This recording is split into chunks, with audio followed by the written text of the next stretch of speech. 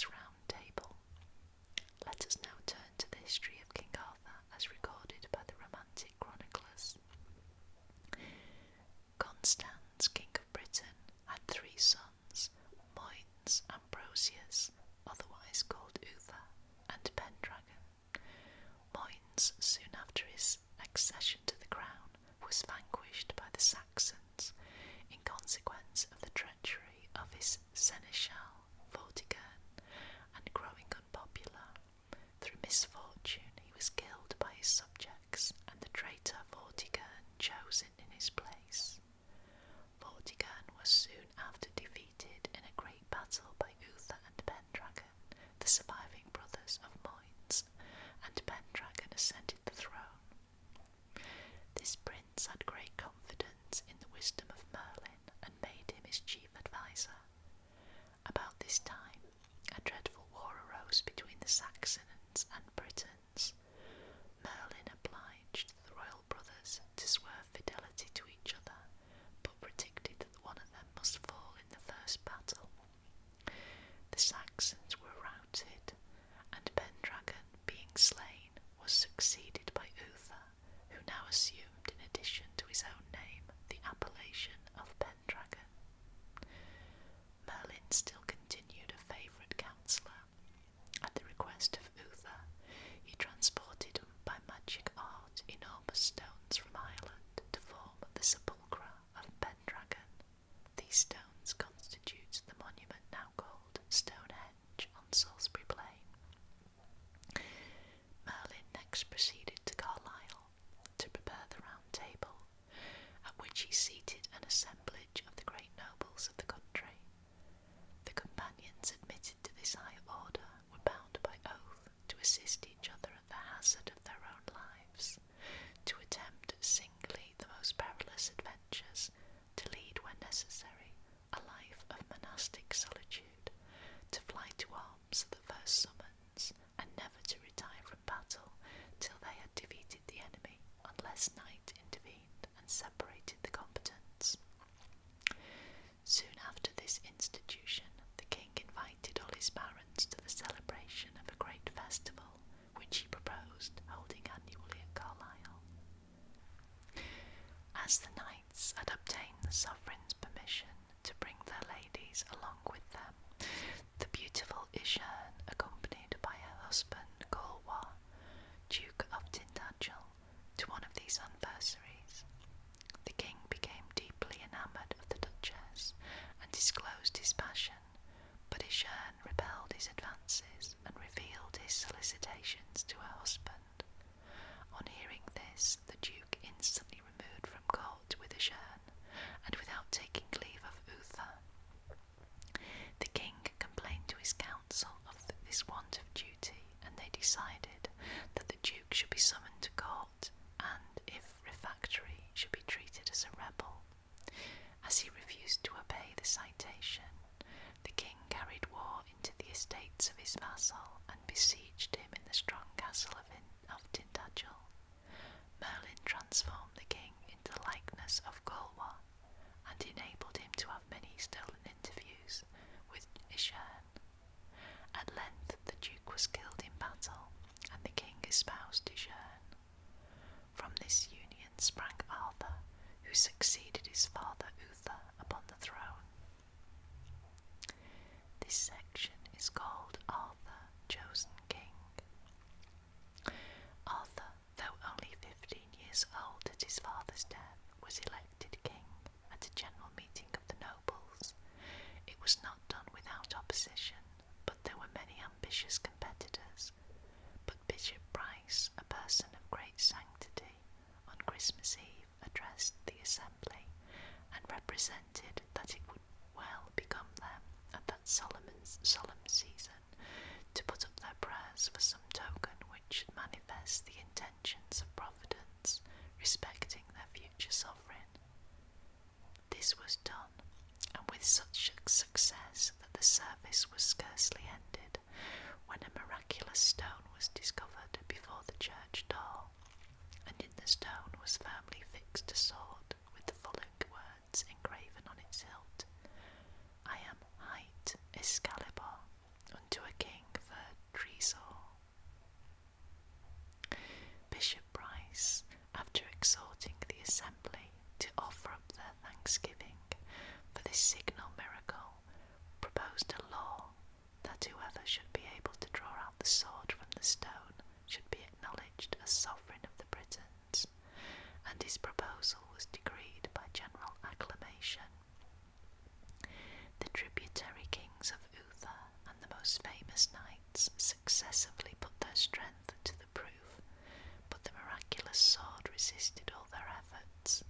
It stood till Candlemas, it stood till Easter, and till Pentecost, when the best knights in the kingdom usually assembled for the annual tournament. Arthur, who was at that time serving in the capacity of squire to his foster brother Sir Kay, attended his master to the lists. Sir Kay fought with great valour and success, but had the misfortune to break his sword, and sent Arthur to his mother for a new one.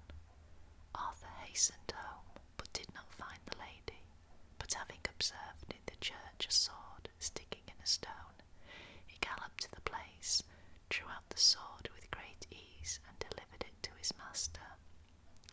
Sir Kay would willingly have assumed to himself the distinction conferred by the possession of the sword, but when, to confirm the doubters, the sword was replaced in the stone, he was utterly unable to withdraw it, and it would yield a second time to no hand but Arthur's. Thus decisively pointed out by heaven as their king, Arthur was by general consent proclaimed as such, and an early day appointed for his solemn coronation. Immediately after his election to the crown, Arthur found himself opposed by 11 kings and 1 duke, who with a vast army were actually encamped in the forest of Rockingham. By Merlin's advice, Arthur sent an embassy to Brittany to solicit the aid of King Ban and King Bohort, 2 of the best knights in the world. They accepted the call, and with a powerful army crossed the sea, landing at Portsmouth, where they were received with great rejoicing. The rebel kings were still superior in numbers, but Merlin, by a powerful enchantment, caused all their tents to fall down at once, and in the confusion Arthur with his allies fell upon them and totally routed them.